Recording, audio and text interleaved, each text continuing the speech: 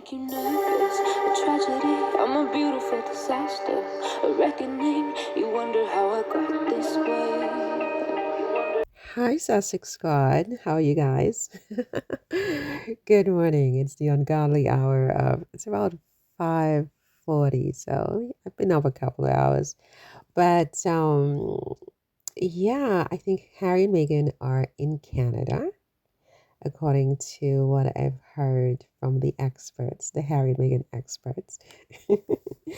And so I can't wait to see all the footage. And while we wait, I wrote an article which I have up on my Substack. So I'm inviting you guys to come over to Substack and join me and subscribe and encourage me to write more. And we need to create alternative media surrounding Harry and Meghan. We can't just leave this to legacy media where they write all the crap they want and we just keep responding to it. We've got to go on the offensive. We've got to write our own articles. So I've been, I started the article writing on Substack. And I see that Brian has also started on Substack as well, which is interesting. And I hope other Sussex Squatty content creators will also start writing their own articles about the Sussexes on Substack because we need to drown out the legacy media, the hater media. Anyway, so my latest Meghan article on my Substack. And by the way, my Substack is not just about Meghan and Harry. It's going to be everything that I am interested in and everything I talk about, from entrepreneurship to politics to law, etc. But I suspect it's mostly going to be about Meghan, just like my YouTube channel is mostly about Meghan and Harry. My Substack will probably mostly be about Harry and Meghan, but other topics as well, other interests like entrepreneurship and so on. Okay. So the latest article I have up about Meghan on my Substack is the idea that, she didn't just become famous because she married a prince. She spent years crafting her own success before she met this prince.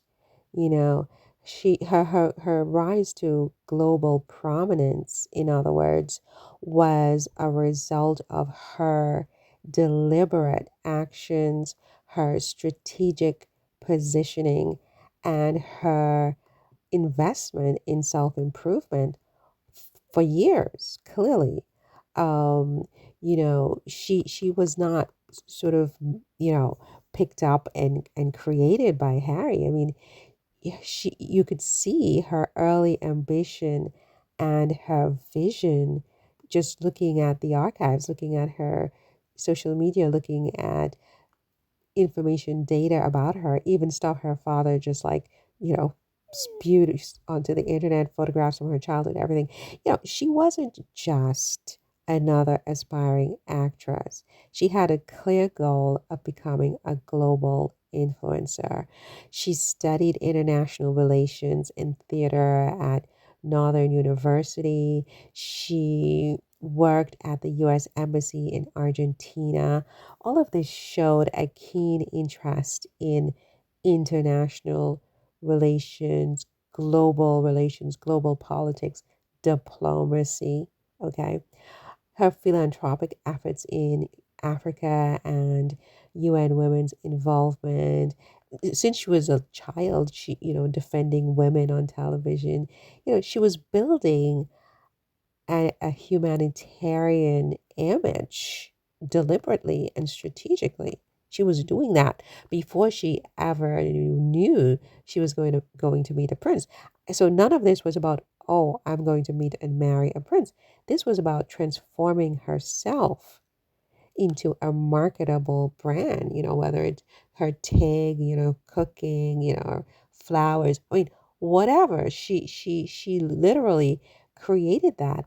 I believe, look, in terms of transforming herself into a marketing brand, I've read where, she has said that she struggled with her weight in her youth and she was committed to conquering that issue. And with fitness and yoga, she refined her appearance. I mean, she clearly had some tweaks done. I mean, and I'm all for it if you have the money for it. I don't have the money for it, hence why I look the way I look. But if I had the money, believe me, everything would be tweaked. Everything would be tweaked, right? Megan clearly did a few little tweaks here or there, strategically, right? She understood that Hollywood prioritizes looks. And it's not just Hollywood, right? I mean, if she didn't look the way she looked, she wouldn't have bagged her prince, even with all her work, all of her strategizing, all of her accomplishments. I mean, looks matter, right? In the world in which we live. Let's just be honest, right?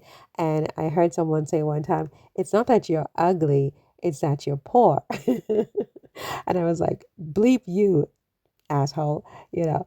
But it's true. I mean, if you have money, you tweak yourself to fit the standards, the industry standards, so that you can get in the door, not because you're getting in the door just because of your looks. No, you're doing all the other work underneath of all of that. You're strategizing underneath of all of that. But you understand that we live in a world where the way you look is 98%, right? So you've got to fix that. And if you have the resources to fix it, you do. And Megan did, and she, whatever, and she didn't have to fix a lot, but it looks like she might have done a little work on her nose, a little on her teeth, whatever she had to do. She developed her personal style, favoring like a chic, polished aesthetic, so it wasn't just about, any tweaks. It was about clothes. Clothes matter. You need a wardrobe in this experience. This is how this experience. Listen, I don't want to ever come back to this experience, but I'm telling you right now, it's very interesting, and it is hell. And in hell, you better know how to play the game. You better know how to strategize, how to get where you want to go, and do it as quickly as possible. And look, that's what Megan was good at, and my hat is off to her because, I'm not in her league. And I mean, I'm just like looking and learning, like, wow, right? Wow, right? The other thing she did was she strategic networking and positioning of herself. She built relationships with influential figures, including former Canadian First Lady Sophie Gregoire Trudeau. She joined Soho House, a networking hub for elite professionals. She traveled extensively to build cultural capital and expand her influence, right? She created the TIG, and believe me, that was very, very powerful. What she did there while she was on Suits, that little side hustle that she had was, I think, the thing that cinched it because it just gave her a platform to sort of brand herself. It was a branding tool for her, this Lifetime lifestyle blog. It allowed her to showcase her interests and her intelligence, right? And her talents, her fashion, food, travel, philanthropy, okay? For any young girl out there in her 20s or whatever, or teens even, start young. Megan started young, don't wait till you're an old granny trying to figure out, oh my God, where did I go wrong? Just learn from Megan, right? She positioned herself as a taste maker and thought leader, and she worked that for years and years and years and years and years and years and years before she met Harry. The moment Harry entered the picture, by the time she met Harry, she was already an established figure and a woman of consequence, right? He wasn't just falling for an actress who was pretty, with perfect teeth, perfect nose, and perfect wardrobe. He was captivated by a woman who had meticulously built a compelling personal brand. Okay, that's what he meant. When he finally met Megan, I mean, she was already formed into something the Romans would have, been like, impressed by. Like she had meticulously built a compelling personal brand, right?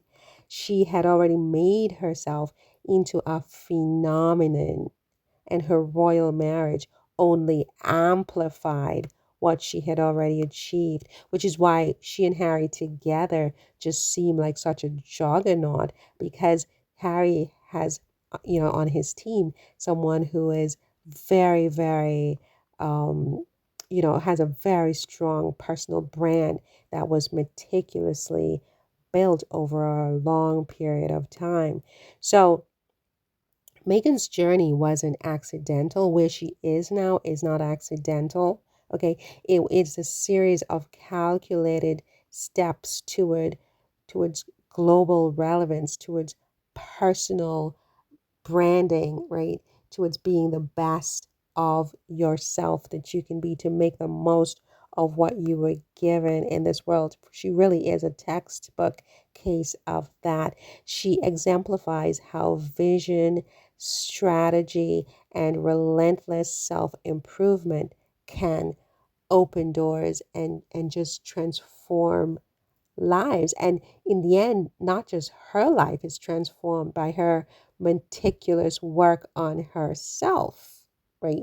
She now has put herself in a position where she can transform the lives of many, many other people with her philanthropy, with her work, with her projects, with, her interest with her and her husband together. I mean, it is an absolutely phenomenal story of a phenomenal woman who has achieved phenomenally. And if you want to call her marriage an achievement in and of itself, okay, but it's only one of her achievements, right?